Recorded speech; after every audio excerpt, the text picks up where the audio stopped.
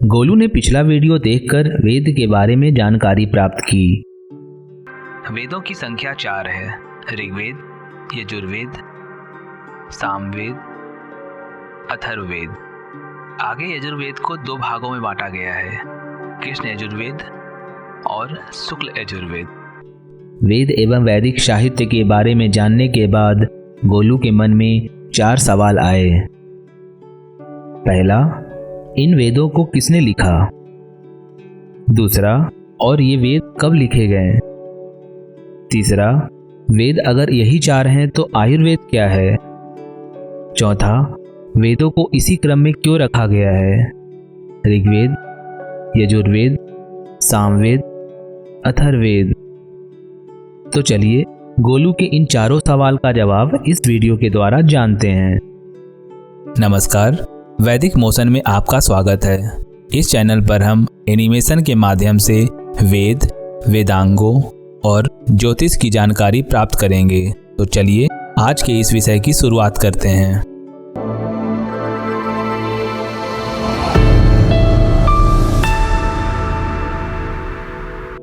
वेदों को किसने लिखा?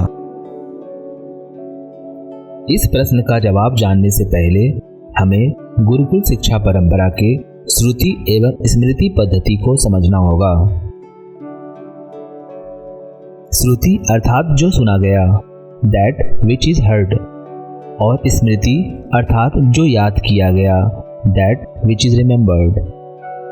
हमारे सारे धार्मिक ग्रंथों को श्रुति एवं स्मृति के आधार पर बांटा गया है। 4 वेदों एवं वैदिक साहित्य को श्रुति भाग में रखा गया है और सारे पुराण, शास्त्र, आगम, दर्शन, उपवेद, वेदांग एवं ऐतिहासिक ग्रंथों जैसे रामायण, महाभारत, गीता इत्यादि को स्मृति भाग में रखा गया है। श्रुति आधारित रचना के लेखक का प्रमाण पाना लगभग असंभव है और इन्हें ब्रह्मांड के निर्माण काल के समय का माना जाता है। इसलिए वेदों के लेख का श्रेय किसी प्रत्यक्ष मनुष्य को नहीं दिया गया। लेकिन महाभारत कालीन महर्षि वेदव्यास, जिनको कृष्ण द्वैपायन वेदव्यास भी कहा जाता है, उन्हें ही 4 वेदों का संयोजक कहा जाता है। वेदव्यास की संख्या हमारे शास्त्रों में 28 मानी गई है। आगे चलकर हम वेद व्यास के विषय पर विस्तृत वीडियो बनाएंगे। इन्हीं कृष्ण द्वैपायन वेद व्यास ने श्रुति पद्धति पर आधारित वेदों को संकलित किया और स्मृति पद्धति पर आधारित महाभारत महाकाव्य की भी रचना की। आगे चलकर इनके 2 शिष्यों वैशंपायन और याज्ञवल्क्य ने यजुर्वेद को 2 भागों में बांटा, जो क्रमशः कृष्ण यजुर्वेद एवं शुक्ल यजुर्वेद हैं। वेदों को कब लिखा गया? जैसा कि हमने श्रुति और स्मृति भाग को जाना, जिसके अनुसार वेदों के रचना काल का पता लगा पाना किसी भी इतिहासकार के लिए आसान नहीं है।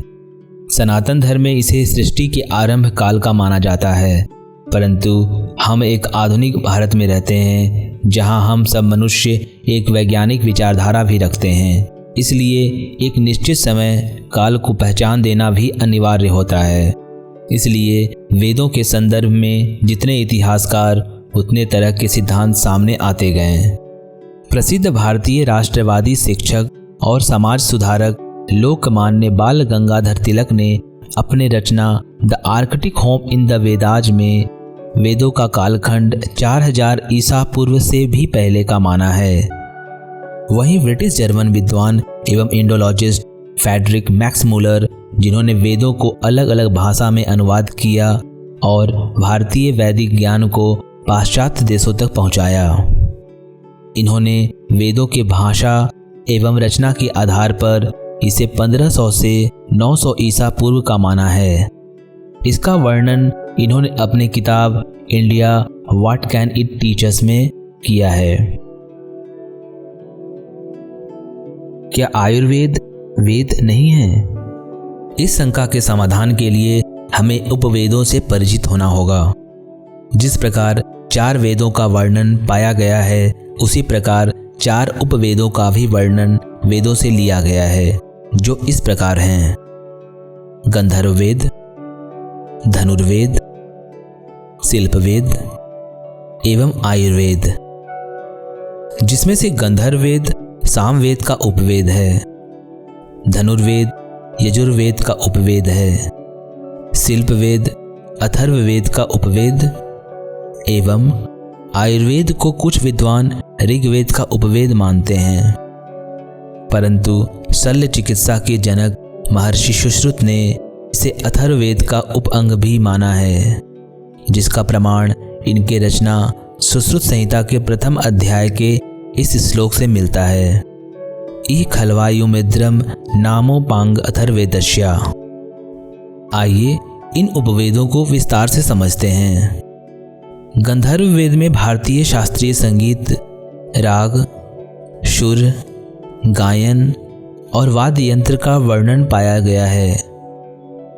धनुर्वेद में धनुष चलाने की कला के साथ सैन्य विज्ञान और अस्त्र शस्त्र का वर्णन एवं उनके अभ्यास का वर्णन पाया गया है।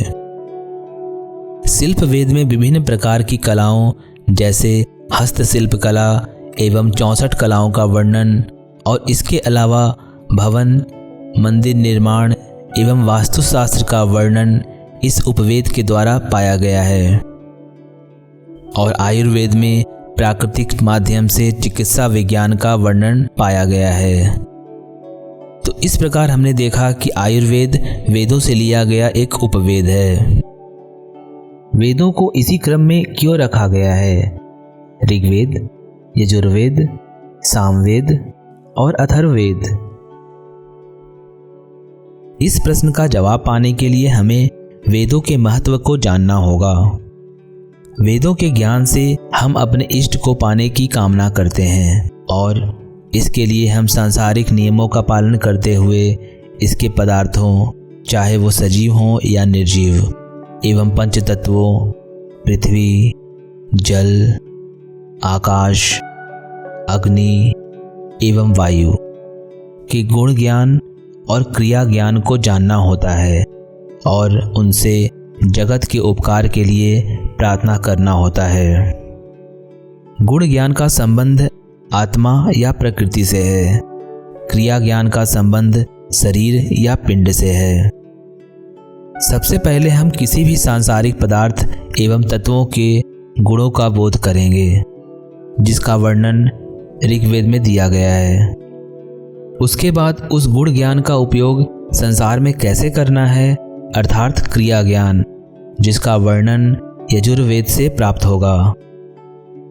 इन दोनों गुण ज्ञान और क्रिया ज्ञान का प्रभाव एवं उसकी सीमा उपासना की विधि के द्वारा कहाँ तक प्राप्त होगी, यह सामवेद में दिया हुआ है। और अथर्ववेद से वेदों से प्राप्त ज्ञान की रक्षा एवं शेष भागों का ज्ञान प्राप्त किया जा सकता है। इस प्रकार से हमने देखा कि ज्ञान एवं क्रिया की व्यवस्था को पद्धतिबद्ध करने के कारण ही वेदों का क्रम भी इनके अनुसार ही रखा गया है। अगर गोलू की तरह आपके मन में भी वेदों को लेकर कुछ प्रश्न हैं तो कमेंट बॉक्स में ज़रूर पूछें। और अगर वेदों के बारे में जानना है तो आप हमारा पिछला वीडियो देख सकते हैं, जिसका लिंक डिस्क्रिप्शन बॉक्स में आपको मिल जाएगा। वीडियो को देखने के लिए धन्यवाद। अगर आज आपने कुछ ज्ञान अर्जित किया हो तो इसे लाइक करें, शेयर करें और वैदिक मोशन को सब्सक्राइब करें और अपना फीडबैक कमेंट बॉक्स में जरूर दें। आभारम, नमस्कारम।